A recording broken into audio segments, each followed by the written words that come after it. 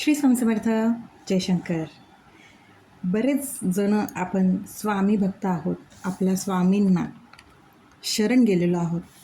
आपल्या स्वामींच्या नित्यसेवेबद्दल बऱ्याच जणांना माहिती नाही आहे. या स्वामींच्या नित्यसेवेचा आपल्या आयुष्यावरती, आपल्या रोजच्या जगण्यावरती नक्की परिणाम होतात का? जर होत असतील तर ते काय परिणाम होतात आणि त्यामुळे आपल्यात काय बदल होतात, हे नक्कीच जाणून घेऊयात. जे कोणी स्वामी भक्त आहेत, ज्यांना आपल्या स्वामींची सेवा कशी सुरू करावी, काय सेवा करावी हे माहीत नाही, त्यांनी आपल्या स्वामींच्या नित्यसेवेने सुरुवात करावी. खरं तर आपल्या स्वामींची सगळ्यात सोपी साधी सेवा ती म्हणजे नामस्मरण. त्यामुळे कुठल्याही सेवेला सुरुवात करायआधी नामस्मरणाने आपल्या सेवेची सुरुवात करावी. किंबहुना नामस्मरणानेच सेवेची सुरुवात होते. आपल्याला आपल्या महाराजांबद्दल काहीच माहीत नसेल तरीही आपण नामजप हे करू शकतो. कारण नामजप करायला आपल्याला कुठलेही बंधन नाही. आपण ते खाताना, पिताना, उठताना, बसताना, चालताना, जिथे कुठे आपण जाऊ तिथे आपण नामस्मरण हे अखंड करू शकतो. नित्यसेवा म्हणजे नित्यनियमाने केलेली सेवा. केंद्रात गेल्यावर रोज वेगवेगळे मंत्र आणि आरत्या असतात, पण काही सेवा या सातत्याने करायच्या असतात. त्या सेवेमध्ये खंड नाही पडला पाहिजे. आपण आपल्या महाराजांची आरती आपल्या सोयीनुसार, म्हणजे जर तुम्हाला सकाळी जमत असेल तर सकाळी किंवा संध्याकाळी कधीही करू शकता. नित्यसेवेसाठी स्वामीचरित्र सारामृताचा ग्रंथ आवश्यक आहे. कारण नित्यसेवेमध्ये रोज 3 अध्याय वाचन, 11 माळी जप करणं अपेक्षित आहे आणि ते गरजेचंच आहे. अनेकांना असं वाटतं की ही सेवा फक्त देवाच्या समोर बसूनच केली पाहिजे, पण खरं तर तसं काही नाही. आपण प्रवासात, ऑफिसमध्ये, बसमध्ये किंवा अगदी ट्रेनमध्ये कुठेही सेवा करू शकता. आपला श्री गुरुपीठसारखा ॲपही उपलब्ध आहे, ज्याचा वापर करून आपण ग्रंथ सोबत न ठेवताही वाचन करू शकतो.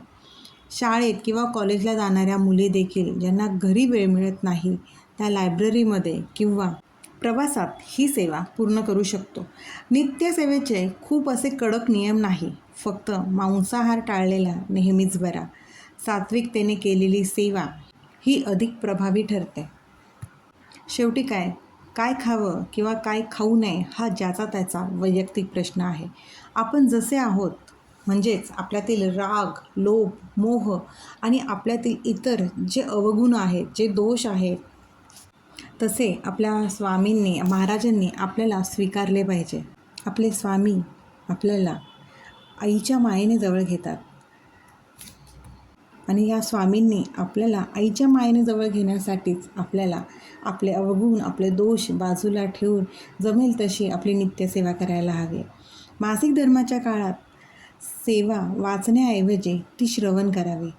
हेही पूर्णपणे वैयक्तिक आहे. आपल्या स्वामीचरित्र सारामृताचे पहिले 3 अध्याय वाचायला अगदी 5 ते 7 मिनटं लागतात. हा 5 ते 7 मिनटाचा वेळ आपण इन्स्टावरती किंवा यूट्यूबवरती शॉर्ट्स व्हिडिओ बघण्यात बराच वेळ घालवत असतो. तो वेळ आपण आपल्या स्वामींच्या 3 अध्याय वाचण्यात 5 ते 7 मिनटं नक्कीच घालवू शकतो.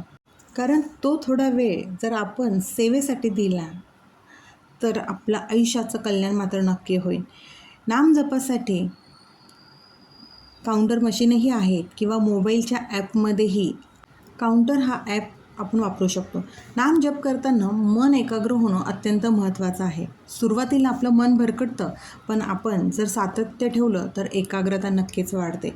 11 माळी जपामध्ये पहिल्या 10 माळी या आपल्यातील दोष, म्हणजेच काम, क्रोध, मोह, मद, मत्सर, आपली कुलदेवी, गुरु आणि पितर म्हणजेच आपले पितृ यासाठी असतात. शेवटची 11वी माळ ही स्वतःसाठी असते. यामुळे आपल्या शरीरातील दोष हळूहळू कमी होतात. जर आपल्याकडे वेळ असेल तर रोज 7 अध्यायसुद्धा आपण वाचन करू शकतो, ज्यामुळे 3 दिवसात एक पारायण पूर्ण होते. खरं सांगायचं तर तुम्ही 1 महिना सातत्याने ही सेवा करून पहा. नित्यसेवेमुळे लगेच काही तुम्ही करोडपती व्हाल असं होणार नाही, पण तुमचं स्वतःचं एक अस्तित्व किंवा तुमचं एक वलय निर्माण करण्यासाठी आपल्या गुरूंचा म्हणजेच आपल्या स्वामींचा वरदहस्त आपल्याला लाभतो. यामुळे आपल्या मनाला एक शांती मिळते, नकारात्मकता दूर होते, विचार करण्याची पद्धत बदलते.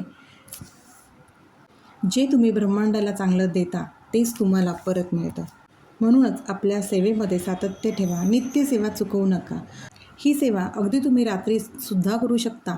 फक्त दुपारी 12 ते 12:30 ह्या वेळेत आपल्याला कुठलीच दत्तसेवा, स्वामी सेवा करायची नाही. ही सेवा महाराजांच्या चरणी रुजू होईल असाच नेहमी आपला प्रयत्न असावा. म्हणूनच आपल्या गुरूंचा, आपल्या स्वामींचा आशीर्वाद आपल्यावरती असावा. आपल्या आयुष्यातील सगळी नकारात्मकता दूर व्हावी म्हणूनच आपल्या स्वामींची नित्य सेवा करा. यासाठी कुठलेही कडक नियम नाही आहेत.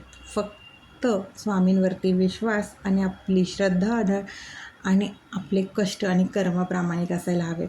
स्वामी आपल्याला भरभरून देतात. मनापासून सेवा करा, सेवेकरी व्हा. श्री स्वामी समर्थ. अशक्य ही शक्य करतील स्वामी, अशक्य ही शक्य करतील स्वामी.